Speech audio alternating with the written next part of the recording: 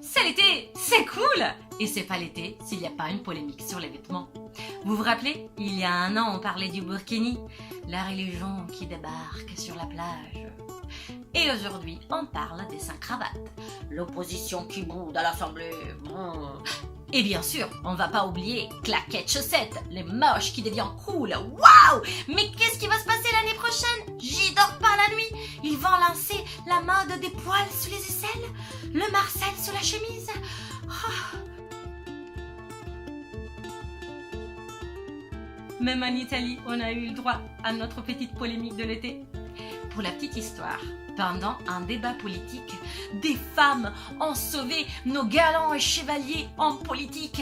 Parmi eux, il y avait même un ministre, un gouverneur de la Provence. Eh bien, ces femmes courageuses, armées des parapluies, debout derrière eux, les ont d'abord réparés de la pluie et ensuite protégés du soleil. Les organisateurs, pour justifier cette magnifique image, déclarent: on a organisé tout ça à l'arrache. On a demandé à des activistes de nous aider. Les seuls qui nous ont donné leur disponibilité, c'était des femmes.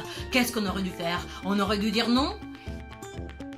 Bien, pourquoi pas demander aux hommes politiques de tenir leur parapluie? Oh! Mais qu'est-ce qui se passe? Ils gagnent pas assez d'argent pour tenir un parapluie et parler en même temps? Je ne sais pas. Mais sans vouloir être trop catastrophiste, pendant qu'on parle de burkini, cravate, claquettes, chaussettes, Marcel et parapluie, 1500 km des récifs du corail sont en train de blanchir.